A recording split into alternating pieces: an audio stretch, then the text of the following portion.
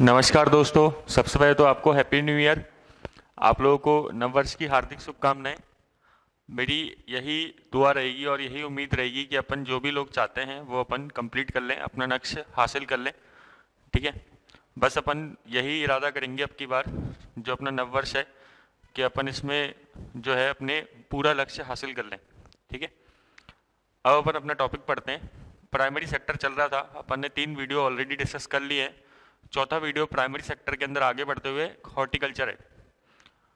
देखो ये दोस्तों, ये टॉपिक्स जो है horticulture, farm loan waiver, MSP, ये बहुत ही ज़्यादा सुर्खियों में है अब की बार। इसका रीज़न क्या है? क्योंकि आपको पता है फार्मर के जगह जगह पे आंदोलन हो रहे हैं। ठीक है। गवर्नमेंट जो है वो पूरा पॉलिटिक्स भी खेलती है इसके ऊपर। तो अपने एग्जाम में हर बार फार्मर के ऊपर 2 क्वेश्चन आते हैं, 1 या 2 क्वेश्चन। पिछली बार भी मतलब इस बार ही आईएएस के अंदर 2 क्वेश्चन हैं मेंस के अंदर जो पूछे गए हैं। ठीक है।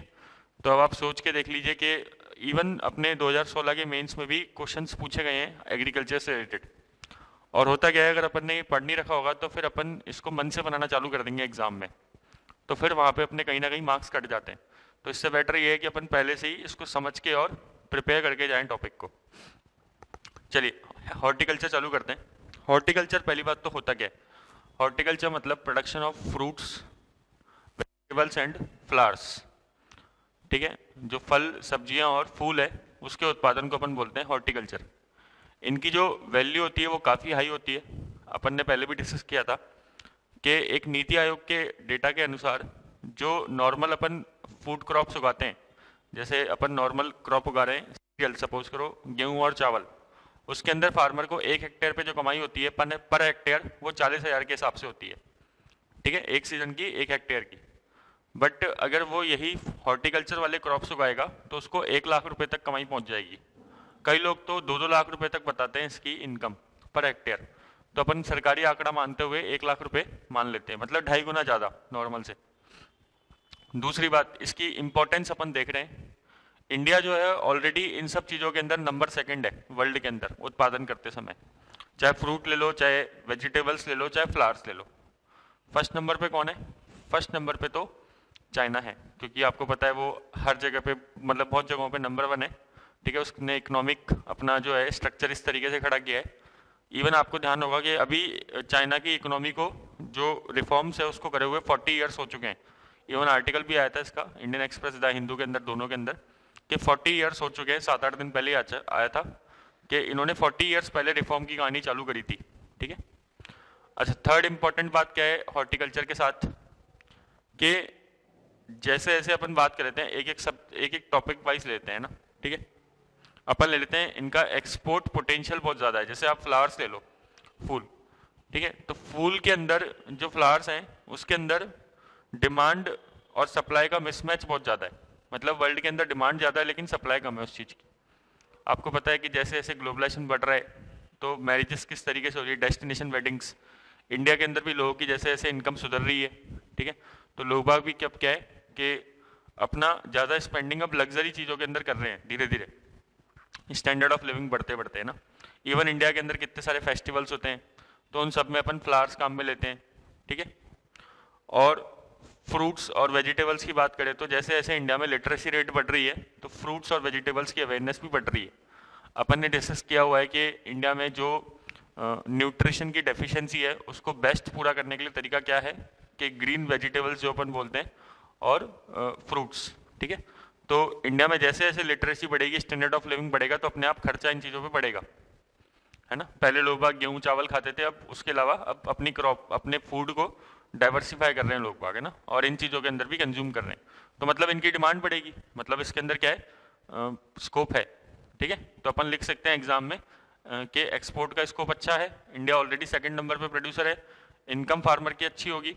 ठीक है। इनकम फार्मर की अच्छी होगी तो गवर्नमेंट खुश, वहाँ पे फार्मर खुश। और फिर अपन बोल सकते हैं कि एम्प्लॉयमेंट अपॉर्चुनिटी बहुत ज़्यादा है। ये एक लेबर इंटेंसिव इंडस्ट्री होती है पूरी की पूरी। इसमें जो एम्प्लॉयज़ है उनकी रिक्वायरमेंट बहुत ज़्यादा रहती है। अब आप जैसे ले लीजिए, इससे एग्रो बेस्ड इंडस्ट्रीज भी कनेक्टेड होती है बहुत ज़्यादा। जैसे फ्लावर्स है तो फ्लावर्स से आप कैसी इंडस्ट्रीज को कनेक्ट करेंगे? Perfume industry. ठीक है। तो इनके लिए रॉ मटेरियल का काम करता है। इवन इंडिया में जैसे जैसे फ्रूट्स है, अब फ्रूट्स का अगर फार्मर को जूस बना के बेचना हो और उसको प्रोसेसिंग सिखा दी जाए कि भाई आपका जूस जो, अब आप रियल जूस पीते हो जैसे अपन है ना, रियल पीते हैं, ट्रॉपिकाना पीते हैं, तो वो कितना पुराना हो जाता है जूस, है ना, 1 महीना पुराना है फिर भी वो कड़वा नहीं होता। लेकिन आप है ना कहीं जाओ, सुबह सुबह जाके पैक करा के लाओ जूस को, ठीक है, और रात को पियो उसको, तो वो कड़वा हो जाएगा। इसका रीजन क्या? क्योंकि वो लोग फूड प्रोसेसिंग करते हैं। कौन? जो ट्रॉपिकाना है, रियल है, उनको प्रिजर्वेटिव्स ऐड करे जाते हैं उसके अंदर।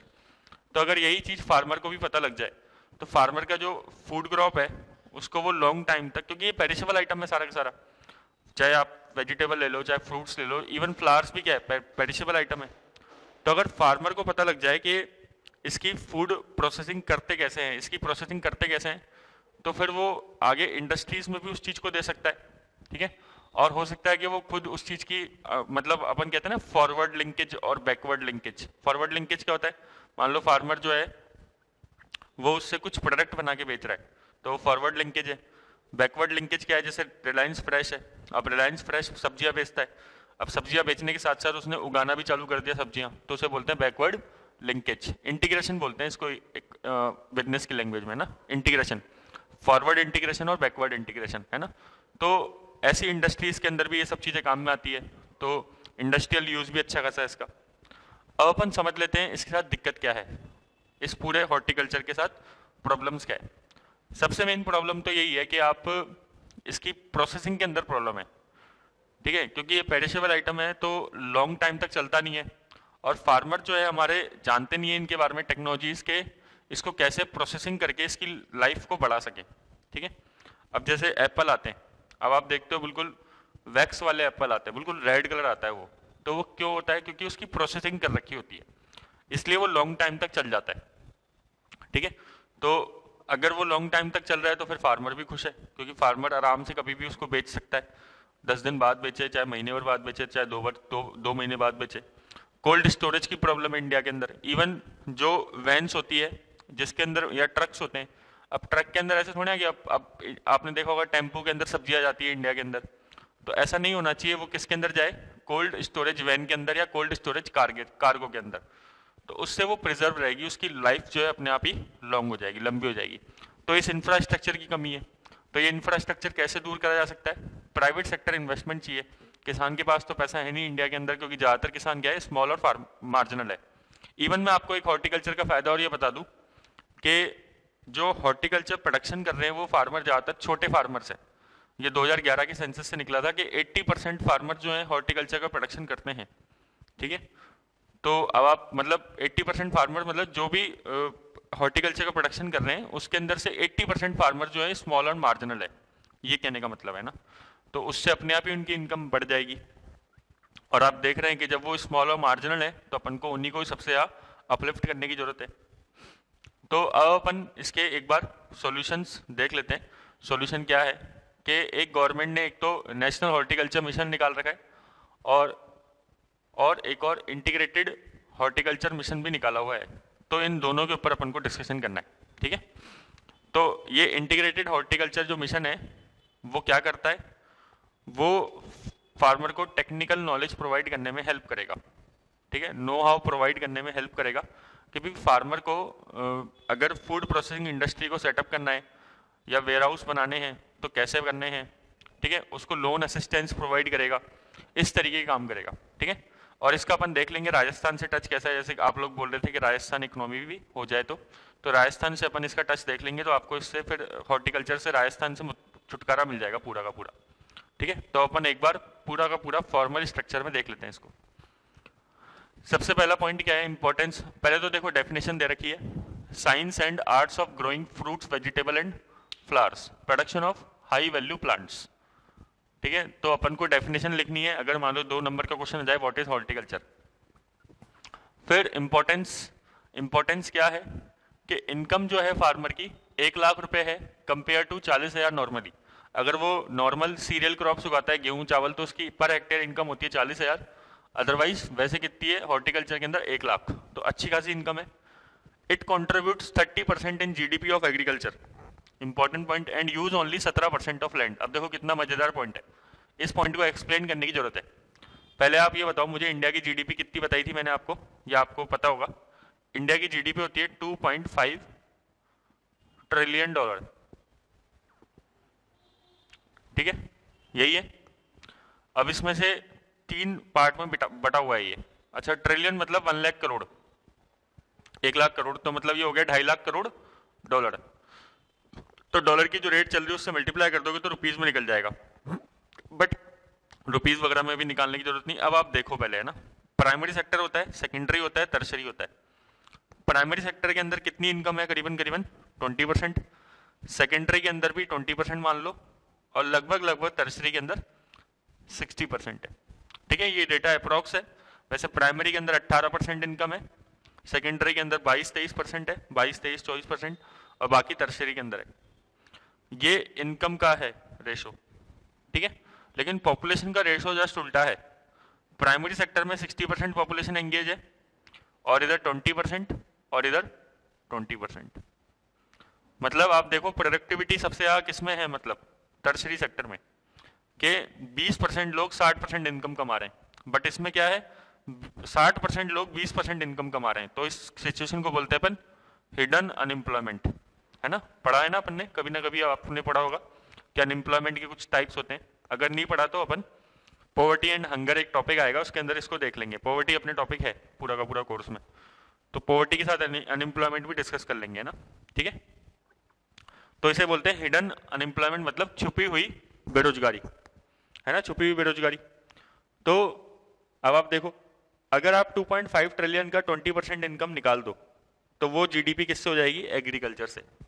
और इसमें क्या पॉइंट लिख रहा है कि उस जीडीपी का भी 30% क्या है? हॉर्टिकल्चर कंट्रीब्यूट करता है, ठीक है। मतलब एक अच्छा अमाउंट हो गया। तो आपने क्या किया, प्राइमरी सेक्टर लो, एग्रीकल्चर। एग्रीकल्चर के अंदर 2.5 ट्रिलियन का पहले अपन कितना कर रहे थे? अराउंड 20%, वो एग्रीकल्चर सेक्टर की इनकम है, और उसमें भी 30% निकाल दिया तो क्या हो जाएगा? अपना हॉर्टिकल्चर की इनकम आ जाएगी। तो अब ये अमाउंट रुपीज में निकालने की जरूरत नहीं है, या बिल्कुल भी कैलकुलेट करने की जरूरत नहीं है, बस समझने के लिए कि भाई 2.5 ट्रिलियन डॉलर अपनी जीडीपी है, उसका 20% प्राइमरी सेक्टर में कंट्रीब्यूट होता है, और उसका 30% अगर अपन ने निकाला तो हॉर्टिकल्चर स्पेसिफिकली इतना देता है। तो बाकी 70% जो है वो दूसरी चीजें देती होगी, गेहूं चावल वगैरह ये सब चीजें आ गई है ना उसके अंदर, ऑयल सीड्स वगैरह भी आ गए। लेकिन देखो जमीन कितनी इस्तेमाल कर रहे हैं? 17% ऑफ लैंड। तो ये बहुत इंपॉर्टेंट चीज है। India is second largest producer after China. जो फल है और ये सब सब्जियां हैं उसके अंदर इंडिया सेकंड लार्जेस्ट प्रोड्यूसर है चाइना के बाद। और ये भी जान सकते हो, प्रीलिम्स के लिए फैक्ट बन सकता है कि इंडिया जो है मैंगो और बनाना का फर्स्ट प्रोड्यूसर है, ठीक है। ऐसे यूपीएससी में तो नहीं पूछते, बट हो सकता है कभी किसी और एग्जाम में पूछ ले, आरपीएससी में भी शायद मुश्किल ये पूछेगा ऐसा। ये लेबर इंटेंसिव है, तो जनरेट लॉट्स ऑफ एम्प्लॉयमेंट, और ज्यादातर वो भी कौन से सेक्टर में? रूरल एरिया में ज्यादा एम्प्लॉयमेंट क्रिएट करता है, ठीक है। ये इंपॉर्टेंट पॉइंट है, E point, resilience to drought and other extreme weather events. मतलब क्या? आपने देखा क्लाइमेट चेंज हो रहा है, लेकिन क्लाइमेट चेंज अगर हो भी रहा है तो भी ये जो फ्लावर होता है और अपना फ्रूट्स होते हैं, वेजिटेबल्स होते हैं, मतलब हॉर्टिकल्चर प्रोडक्शन पे क्लाइमेट चेंज का ज्यादा फर्क नहीं पड़ता। तो वैसे ही इंडिया क्लाइमेट चेंज की मार झेल रहा है, कहीं पे सूखा, कहीं पे बाढ़, कहीं पे तूफान, है ना। तो अगर अपन ये चीजें उगाएंगे तो ज्यादा इफेक्ट नहीं आ रहा क्लाइमेट चेंज का, लिखा है। तो ये रेजिलेंस है ड्रॉट से और अदर एक्सट्रीम वेदर इवेंट से, मतलब ये झेल सकती है क्रॉप्स इन सब चीजों को। एग्रो बेस्ड इंडस्ट्रीज जैसे अपन ने डिस्कस किया, ठीक है, जो भी इंडस्ट्रीज होगी उसको रॉ मटेरियल देने का काम करता है, नहीं करता? ये काम बिल्कुल करता है। तो जैसे परफ्यूम इंडस्ट्रीज है, तो परफ्यूम इंडस्ट्रीज को काम कौन रॉ मटेरियल दे रहा है? फ्लावर्स, ठीक है। या फिर जूस इंडस्ट्री है तो उसको कौन दे रहा है? फ्रूट्स। तो ऐसी चीजें हैं, ठीक है। एक्सपोर्ट पोटेंशियल बहुत ज्यादा है, क्योंकि डिमांड और सप्लाई में बहुत ज्यादा मिसमैच है। मतलब डिमांड बहुत ज्यादा है इन चीजों की, लेकिन सप्लाई क्या है? कम है। आगे, अब ये इंपॉर्टेंट पॉइंट है, न्यूट्रिएंट सप्लाई। अब इंडिया के अंदर आपको पता है मेल न्यूट्रिशन की प्रॉब्लम है, ठीक है। स्टंटिंग मतलब हाइट कम है बच्चों की, ठीक है। वेस्टिंग मतलब क्या है? वजन उस हिसाब से नहीं है हाइट के हिसाब से। तो ये सारी दिक्कतें हैं। तो ये न्यूट्रिशन अच्छा सप्लाई करता है, आपको पता है जो फ्रूट्स होते हैं, वेजिटेबल्स होते हैं, उसमें कितना अच्छा खासा न्यूट्रिशन होता है। तो ये बढ़िया है। अभी गवर्नमेंट ने पोषण अभियान भी चला रखा है, नेशनल न्यूट्रिशन मिशन, ठीक है। प्रोडक्शन इज मोर, ये सबसे इंपॉर्टेंट पॉइंट है, सबसे पहले आप यही लिखना, आई पॉइंट है ना। Production is more agriculture production fifth year. क्या मतलब है? अपन ने शायद पहले भी डिस्कस किया था कि हॉर्टिकल्चर का प्रोडक्शन जो है कंटिन्यूस बेसिस पे बढ़ रहा है, और वो इतना बढ़ रहा है कि सोचो किससे ज्यादा है, सीरियल क्रॉप से ज्यादा है। मतलब अपने गेहूं चावल ये ट्रेडिशनल क्रॉप्स होती है ना, उनसे ज्यादा प्रोडक्शन है किसका? हॉर्टिकल्चर का। और ये कंटिन्यूस 5 सालों से देखा जा रहा है, ठीक है। तो इसे लोग बाग साइलेंट रेवोल्यूशन भी बोल रहे हैं। साइलेंट रेवोल्यूशन योजना के अंदर लिखा हुआ था, है ना। तो जो योजना मैगजीन आती है उसमें लिखा हुआ था। तो साइलेंट रेवोल्यूशन क्यों है बताओ? क्योंकि लोगों को पता ही नहीं है कि ऐसा हो भी रहा है। लोगों को लग रहा है कि बस केवल लोग बाग जो है, फार्मर जो है वो गेहूं चावल उगा रहे हैं। नहीं, अब आप देखो फार्मर जो है वो क्या उगा रहे हैं इंडिया के अंदर, इतना उगा रहे हैं, और ये चीज उगा रहे हैं कि इनसे प्रोडक्शन जो है वो ज्यादा हो रहा है, ठीक है, हॉर्टिकल्चर का। फिर अपन ने ये भी डिस्कस किया था 2011 के सेंसस के हिसाब से करीबन 90% जो फार्मर्स हैं, या आप ये कह लो जितने भी फार्मर्स हॉर्टिकल्चर के अंदर एंगेज है, उसका 90% जो है वो स्मॉल फार्मर्स है, ठीक है। समझ में आ गया? अब अपन देखते हैं इसके साथ चैलेंजेस क्या हैं। देखो चैलेंजेस, अपन ने सबसे बड़ा चैलेंजेस क्या डिस्कस किया कि पेरिशेबल नेचर का गुड्स है सारा का सारा। फ्रूट्स हैं, केले वगैरह, ये सब सड़ जाते हैं कुछ टाइम में, 2-3 दिन में खराब हो जाते हैं। अपने घर में लेके आती मम्मियाँ, तो फिर 4-5 दिन में खराब हो जाते हैं पूरी चीजें। तो बोलती खा लो खा लो खा लो, ठीक है। तो अगर इसकी लाइफ बढ़ानी है तो आपको क्या करना पड़ेगा? इसकी फूड प्रोसेसिंग करनी ही पड़ेगी, है ना। इनकी लाइफ बढ़ाने का एक ही तरीका है, प्रोसेसिंग करनी पड़ेगी, ठीक है। तो इंफ्रास्ट्रक्चर अवेलेबिलिटी नहीं है। इंफ्रास्ट्रक्चर जैसे अपन को वेयर हाउस चाहिए, बढ़िया बढ़िया वेयर हाउस, कोल्ड स्टोरेज होने चाहिए। अब ऐसा नहीं कि आपने गली के अंदर गोडाउन बना दिया उसे वेयर हाउस करो, नहीं, बड़ा होना चाहिए एकदम वेयर हाउस, ठीक है। और जिसमें आराम से ट्रक वगैरह भी लग सके बाहर, है ना, उतर सके, माल चढ़ा सके उसके अंदर से, और सिस्टमेटिक तरीके से वो पूरा का पूरा मेंटेन होना चाहिए। अब कई लोग वेयर हाउस बना देते हैं, लेकिन वो केवल कागजों पे वेयर हाउस बना रहे हैं। क्यों? क्योंकि उनको एग्जम्पशंस लेनी है टैक्स के अंदर, या फिर गवर्नमेंट की कोई सब्सिडी चाहिए। तो वो कोई वेयर हाउस नहीं है, रियल वेयर हाउस बनना चाहिए, ठीक है। तो इससे वेस्टेज कम होगा। अभी अपन देख रहे हैं ना कि जैसे ही अब फार्मर के पास अगर टमाटर है, ये भी वेजिटेबल्स होती है, ठीक है, तो ये सब खराब होने में कितना टाइम लगता है? बहुत जल्दी खराब हो जाती हैं ये सब चीजें। तो इससे वेस्टेज ज्यादा होता है इन चीजों का। फिर इंटरमीडिएटरीज, अब अपन ये एजेंट्स बीच में जो होते हैं, बिचौलिए जिसे बोलते हैं, वो खाने वाले कितने, अपन ने डिस्कस किया था कि जो फार्मर है वो 2 रुपए किलो में माल बेच रहा है, ठीक है, और अपन जो है मार्केट में बाहर 20 रुपए किलो में खरीद रहे हैं। तो 18 रुपए बीच में कौन लेके जा रहा है? जो बिचौलिए हैं सारे के सारे, वो लेके जा रहे हैं। तो इसके लिए अपन को क्या करना चाहिए? एपीएमसी में रिफॉर्म्स चाहिए। तो एपीएमसी में बहुत सारी प्रॉब्लम्स है। अभी क्या बोल रखा है कि भाई फार्मर को अपना जो प्रोड्यूस है वो एपीएमसी को ही बेचना पड़ेगा। तो अपन ने डिस्कस किया था कॉन्ट्रैक्ट फार्मिंग के अंदर इसको बाहर रखने की बात चल रही है। बैकवर्ड एंड फॉरवर्ड लिंकेज नहीं है, ठीक है। बैकवर्ड लिंकेज मतलब बड़ी बड़ी कंपनीज अभी अगर खुद उगाने लग जाए, सपोज करो, या फार्मर से बात करने लग जाए। अब सपोज करो कोई रियल जूस की कंपनी है, रियल जूस जो कंपनी है ना, अगर ये राजस्थान में आ जाए, अब राजस्थान में तो खैर, लेकिन मान लो गंगानगर में आ जाए और हनुमानगढ़ में आ जाए। अब यहाँ पे पानी अच्छा है, अब गंगानगर हनुमानगढ़ साइड में आ जाए और यहाँ पे बात कर ले भाई तुम जो ऑरेंजेस उगा रहे हो, ठीक है, वो सारे के सारे ऑरेंजेस हमें दे देना। तो रियल जूस ने क्या करा? ये बैकवर्ड लिंकेज कर दिया, नहीं करा? बैकवर्ड लिंकेज हो गया भाई। आप पीछे की तरफ चले गए, बैकवर्ड है ना। जूस पहले आप क्या कर रहे थे? जूस जो है हो सकता है कि आप कहीं से खरीद रहे हो, अब आप फल खरीद रहे हो, ठीक है। या फिर हो सकता है कि रियल जूस अपने यहाँ पे खुद का एक फार्म खरीद ले बहुत बड़ा और उसमें फल उगाना चालू कर दे। तो ये बैकवर्ड लिंकेज है। फॉरवर्ड लिंकेज क्या होता है कि फार्मर जो है वो अब अपना प्रोड्यूस किसी कंपनी को डायरेक्ट बेच रहा है या खुद बना के बेच रहा है। अब आगे सपोज करो उसको प्रोसेसिंग करना आ गया, तो वो चीज क्या है? फॉरवर्ड लिंकेज है। ये बहुत जरूरी होती है बैकवर्ड और फॉरवर्ड लिंकेज, है ना। अब टीचर के लिए बताओ, एक टीचर पढ़ा रहा है, उसके लिए फॉरवर्ड लिंकेज क्या है? उसने बुक भी निकाल दी मार्केट में, तो वो फॉरवर्ड लिंकेज है, ठीक है। अब lack of good quality planting materials, मतलब क्या कि सीड्स, अपने यहाँ पे जो सीड्स हैं उसकी क्वालिटी इतनी नहीं है। अब जैसे यूएस के अंदर जो सीड्स होते हैं वो वही सीड्स जो है प्रोडक्शन ज्यादा करके दे रहे हैं, बट इंडिया में जो है सीड्स जो है वो प्रोडक्शन कम करके दे रहे हैं। तो प्रोडक्टिविटी प्रॉब्लम, इसे बोलते हैं प्रोडक्टिविटी का इशू। आगे एपीएमसी में रिफॉर्म देख लिया, लैंड यूज पैटर्न चेंज। अब आपको पता है पहले जो एग्रीकल्चर लैंड थी, ठीक है, अब वो इंडस्ट्रियल के अंदर कन्वर्ट होती जा रही है या लोग बाग उस पर घर बना रहे हैं, तो फिर अपने आप क्या है, ये भी एक दिक्कत है कि भाई आपके पास लैंड ही शॉर्टेज हो गया। तो इसका सोल्यूशन क्या है? इसका सोल्यूशन सबसे बढ़िया ये है कि अब लोगों को घरों के अंदर, अब पता है आपने देखा होगा कई सिटीज के अंदर तो लोग बाग अपने घर के अंदर, घर के पीछे सब्जियां उगाना चालू कर चुके हैं, कुछ फ्रूट्स लगाना चालू कर चुके हैं, फ्लावर्स तो लगाते ही लोग बाग, ठीक है, लेकिन वो बेचने के लिए नहीं लगाते हैं ना। लेकिन अगर सोचो अगर हर कोई पर्सन अपने घर के पीछे सब्जियां लगाना चालू कर दे, थोड़ी थोड़ी थोड़ी थोड़ी, है ना, तो उससे उसकी न्यूट्रिशन डेफिशिएंसी भी कम हो जाएगी। अब घर के पीछे टमाटर उगा रहे हैं, अब टमाटर उगा रहे तो वो ऑर्गेनिक होगा पहली बात तो, क्योंकि उसमें वो खुद अब अपन घर के अंदर थोड़ा फर्टिलाइजर वगैरह डालते हैं कुछ, बस जहाँ से गोबर का जो कंडा उठा के डाल देंगे, खाद उठा के डाल देंगे ना, गोबर उठा के डाल देंगे, तो या फिर किचन वेस्ट जो होता है कई बार वो डाल देते हैं, तो उससे वो अपने आप ही ऑर्गेनिक प्रोड्यूस होगा। तो अपनी जो न्यूट्रिशन डेफिशिएंसी है कई बार देखी जाती है, तो वो भी कम हो जाएगी। इस चीज का ये सोल्यूशन है। इरिगेशन सिस्टम, आपको पता है कई जगहों में पानी नहीं है, अब राजस्थान के किसानों से पूछो तो बहुत जगहों में पानी नहीं है।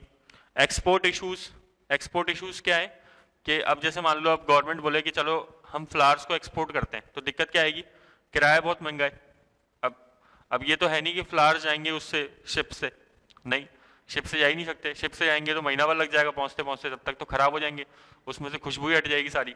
तो क्या करा जाएगा, तो आप उसको एरोप्लेन से भेजने की कोशिश करोगे, कार्गो जो शिप्स होते हैं, कार्गो जो प्लेन्स होते हैं उससे भेजने की कोशिश करोगे, कई बार उनमें जगह नहीं रहती, ये भी दिक्कत है। फ्रेट किराया बहुत ज्यादा है उनका, तो फिर अब जितनी इनकम नहीं हो उससे किराया है, तो फिर दिक्कत तो आएगी ना। और ऑर्गेनिक का चक्कर है ना, ठीक है। अब आप देखो अपन जो आम खा रहे हैं, सबको पता है कि जो मैंगो होता है इंडिया के अंदर वो किस तरीके से उसको पकाते हैं, ठीक है, लेकिन फिर भी अपन खाते हैं।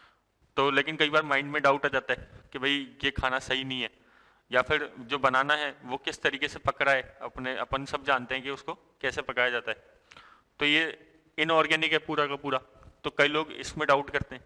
तो ये चैलेंजेस हैं। तो इसके लिए गवर्नमेंट ने क्या निकाला है, इसके लिए अब ऑर्गेनिक के, अब कई लोग ऑर्गेनिक जो बेचते हैं वो महंगा बेचते हैं, आपने ये भी देखा होगा, ठीक है, 2-3 गुना कई बार रेट उसकी ज़्यादा हो जाती है। तो गवर्नमेंट अब पहली बात तो ये भी बोल रही है कि ना आपको ऑर्गेनिक के अंदर कुछ सर्टिफिकेशन लगाने पड़ेंगे। ऐसा नहीं कि आप हर चीज़ को ऑर्गेनिक करके बेचना चालू कर दो। हो सकता है कि वो ऑर्गेनिक हो भी या नहीं हो, अपन खरीद रहे हैं ऑर्गेनिक नाम से और वो बेच रहा है इनऑर्गेनिक, और लेकिन पैसे भी ज़्यादा चार्ज कर रहा है उस चीज़ के। तो गवर्नमेंट इसके लिए लेके आइए, है ना, रिस्ट्रिक्शंस लेके आइए, पॉलिसी लेके आइए, तो अपन डिस्कस कर लेंगे उसको बाद में। अब ये इंपॉर्टेंट है भाई, mission for integrated development of horticulture, यही अपन डिस्कस कर रहे थे कि इंटीग्रेटेड हॉर्टिकल्चर का मिशन क्या है। इंटीग्रेटेड मतलब क्यों बोल रहे हैं इसको, जितनी पहले स्कीम चल रही थी हॉर्टिकल्चर से रिलेटेड वो इसके अंदर मर्ज कर दी है। ये पहली बात तो सेंट्रली स्पॉन्सर्ड स्कीम है, आपको पता है ये 2 तरह की स्कीम होती है, कौन कौन सी, एक सेंट्रली स्पॉन्सर्ड स्कीम और एक central sector scheme. Central sector scheme कब होती है, जब वो सेंट्रल सब्जेक्ट हो, यूनियन लिस्ट के अंदर आता हो, है ना, और अगर कोई चीज स्टेट लिस्ट के अंदर आती है तो सेंट्रली स्पॉन्सर्ड स्कीम होती है, क्योंकि एग्रीकल्चर जो है वो एक स्टेट सब्जेक्ट है, तो ये यूनियन लिस्ट के वैसे अंडर में नहीं आता है, लेकिन फिर भी गवर्नमेंट क्या कर रही है, इसको फंडिंग करती है एग्रीकल्चर के अंदर बहुत सारी, तो ये सेंट्रली स्पॉन्सर्ड स्कीम हो जाएगी। बट अगर एग्रीकल्चर यूनियन लिस्ट में आता तो फिर गवर्नमेंट अगर फंडिंग करती तो वो किस नाम से करती, सेंट्रल सेक्टर स्कीम के नाम से करती है ना। फिर सारी की सारी स्टेट्स और यूटी कवर है, मतलब यूनियन टेरिटरीज जितनी भी कवर्ड है।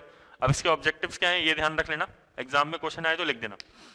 Area based regional differentiated strategy, important point क्या है, रीजनली डिफरेंशिएटेड स्ट्रेटजी, मतलब क्या कि ऐसा नहीं कि हर डिस्ट्रिक्ट के लिए अपन एक जैसी स्ट्रेटजी बनाएंगे, नहीं, हर एरिया के लिए लोकलाइज स्ट्रेटजी बनाएंगे, ये बोला गया है, क्योंकि one size does not fits for all, ठीक है, अपन सुनते ना ये कि एक ही साइज हर किसी के लिए फिट नहीं बैठता।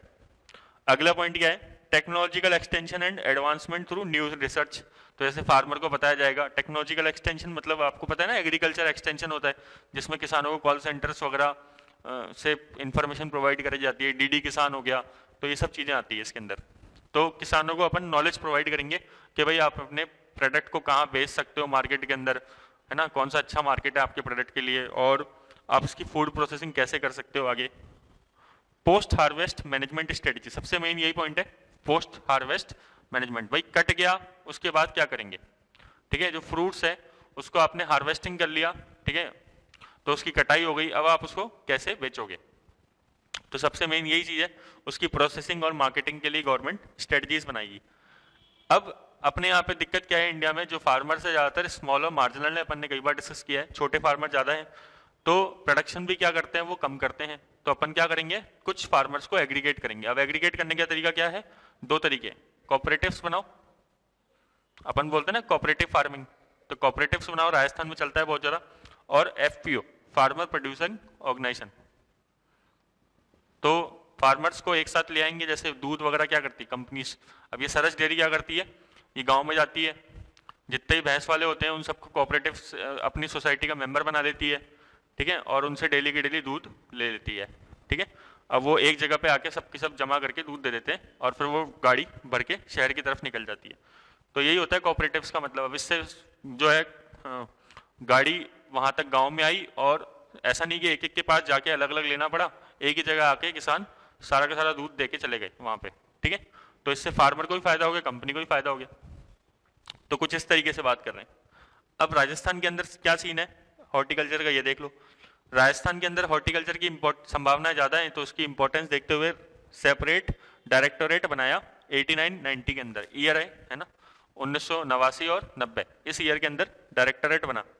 17-18 के अंदर गवर्नमेंट ने 388 करोड़ रुपए एलोकेट करे, ये फिगर याद करने की जरूरत नहीं है, अगर याद करो तो ऐसा कर लेना, अराउंड 400 करोड़ है ना, तो करीबन करीबन 390 करोड़ या 400 करोड़ के आसपास 17-18 के अंदर एलोकेट करे गए बजट के अंदर हॉर्टिकल्चर के लिए।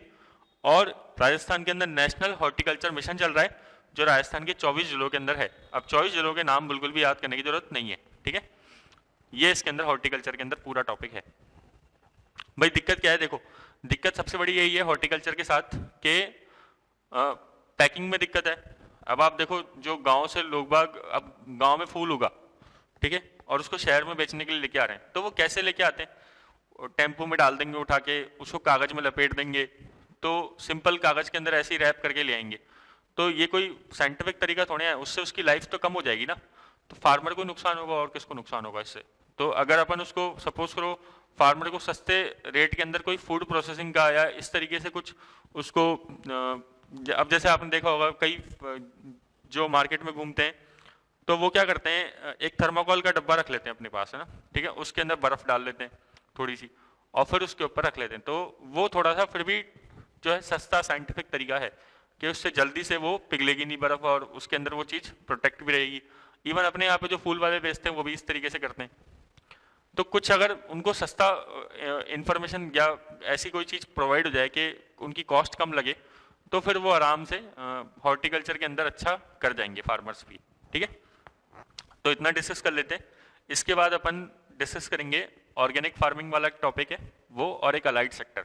अलाइड सेक्टर और ऑर्गेनिक फार्मिंग को अपन दोनों को पूरे राजस्थान से लिंक कर देंगे, जैसे अपन ने यहाँ पे देखा हॉर्टिकल्चर के अंदर राजस्थान के अंदर इतना ही और कुछ है नहीं, बाकी सारे तो पॉइंट्स कॉमन है इंडिया और राजस्थान के, ठीक है। Thank you.